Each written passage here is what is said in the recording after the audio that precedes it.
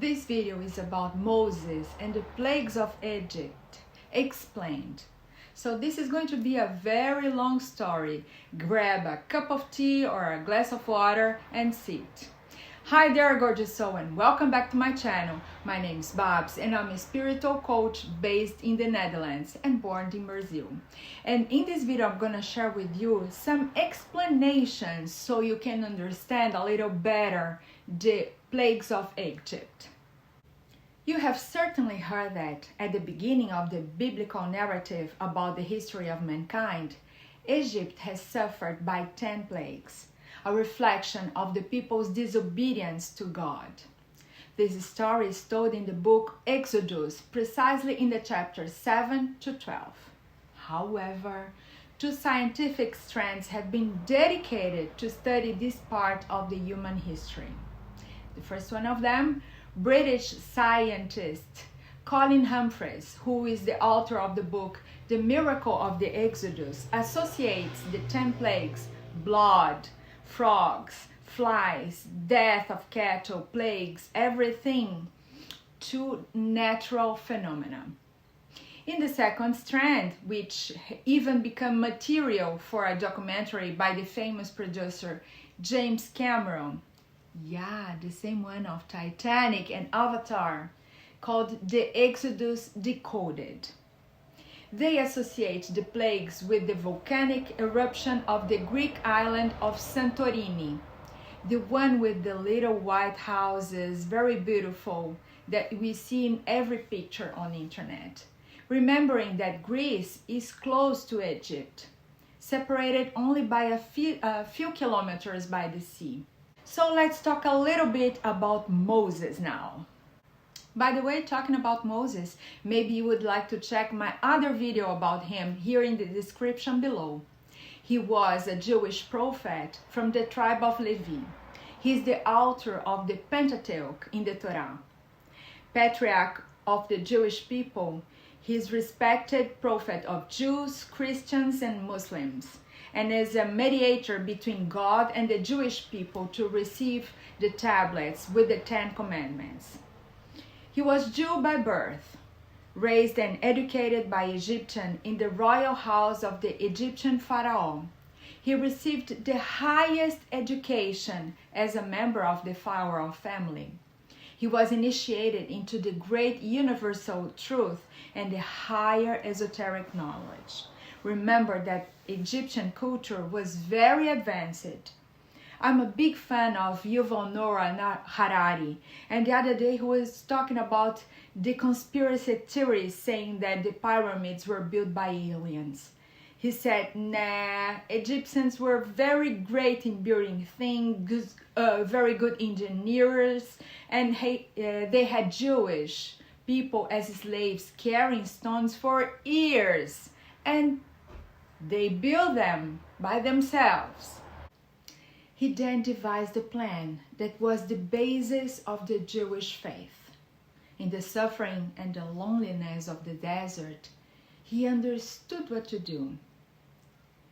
Moses had this inspiration, and he concluded that there was only one God that acted in all things. Walking through the desert with his sheep to the Mount Sinai, he began to see an angel in a flame fire inside a bush. He looked at it and the bush was burning but didn't burn. So the angel talked to him, "Moses, I'm the God, your father, God of Abraham and Jacob. I came here to take you out of Egypt. Come, and I send you to the Pharaoh to bring the children of Israel out of Egypt." He then answered, "Who am I? What should I do? How can I do that?" He said, "I will be with you, and this will be the sign that I have sent to you. After you have brought the people out of Egypt, you will serve God in this mountain." The Jewish tradition tells that at this moment, God granted Moses powers, and with his brother Aaron, whose God the gift of good speaking, he went back to the Egyptian lands. There he had a lot of struggles and manifestation and mediumship. He possessed a dominating and magnetic personality, and Moses was a great leader. At the beginning, he didn't felt that he was ready for it, but little by little, he felt, yes, I was born for that. That is my mission in life. So he went back to Egypt. Remember, once he was in Egypt, he was raised by the Pharaoh family. So he knew a lot of everything that goes in the stars and goes on in earth. He was introduced to all kind of esoteric knowledge once he was there. He knew what was about to happen, and he used the 10 plagues to pressure the Pharaoh, achieving the transformation of the waters into blood, the frog invasion, pests of animals, stone rain, swarm of flies, spread of lice, wounds and tumors in man and animal, everything to turn day into night. So let's see how the pests, one by one, and what is its scientific explanation. First one, the waters were turned into blood.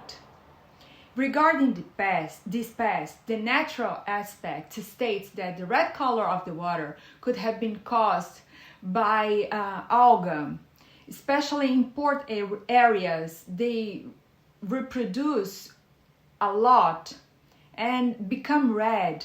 Here in the Netherlands also, when it's summertime and the waters are still and you can see in the warmth, they become red. You can see a lot of red, so it's not really blood.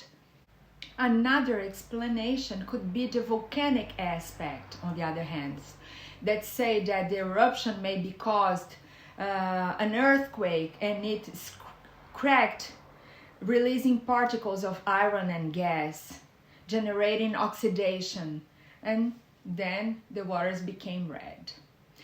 Second one, the frogs.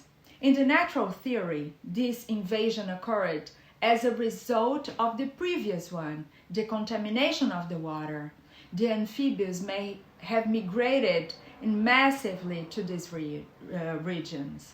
And the volcanic says that migration would be because of the gas that was released by the volcanoes. The third plague would be mosquitoes or lice. According to the natural theory, the infestation would have been caused by the hot and dry climate, which favors the proliferation of those insects. Scientists think it's more likely that it was lice, and perhaps because of this, the ancient Egyptians used to shave their hairs. For those who credit the fact of the volcanic eruption, it's most likely that it was mosquitoes because of the lack of water, and people then abandoned the habit of showering. Then, you have mosquitoes. The fourth plague would be the flies. This one is itchy just to imagine it. The natural theory says that once the frogs were gone, the flies had left without their main predator, and then they began to multiply crazily. Allied to this, they also fly in clouds. In the volcanic theory, the reason for this invasion would also be the water pollution, which itself already attracts flies and a lot of things. So the fifth plague would be the animals. This would be result of the flies. Now, many diseases were transmitted by those animals. Domestic animals in the region, both theories agree at the same thing. Some species of flies, especially the stable fly, are responsible for transmitting diseases with high mortality in cattle and horses mainly. Number 6. Ulcers. The sixth plague is also explained by the natural theory in all the same way as the previous ones. The flies were diversifying the menu and biting not only domestic animals but also humans. The volcanic theory says that the wounds were caused by the gas expelled by the eruption. This happened again a few years ago in 1986 in Cameroon. The residents began to have skin sores. Number 7, the hail of stones. This explanation seems less scary and closer to our reality. The natural theory says that this plague was nothing more than a very strong storm of ice. Here we call hagelslag. And of course they say this would be lava with the stones. 8. The locusts. Here again we have the cyclical effect of food chain imbalance. In both theories, environmental changes would also lead locusts to migrate to other regions where there is hail and fire. Number 9, darkness. Of course, this darkness in Egypt could be caused by several factors: sunstorms, eclipses, or clouds of volcanic ash. And finally, number 10, the death of the firstborn Egyptians. This is perhaps the most bizarre of them, but there is an explanation for everything. The natural theory explains that it was the custom for the older children to eat before the younger ones. That is also a monarchy thing. The oldest son takes place for the father and such. Therefore, in the case of food contamination after so many environmental changes, they would also die first. So that is the explanation to the 10 plagues of Egypt. What do you think about them? And what does that all have to do with us here? Today we harm nature because of greed. The world is changing. It's becoming hotter and hotter, warmer. We delude ourselves with scientific achievements, but we forget that we are connected to nature and we are the nature itself. The explosion of aggressiveness in different levels of coexistence in the family, political, international relationships.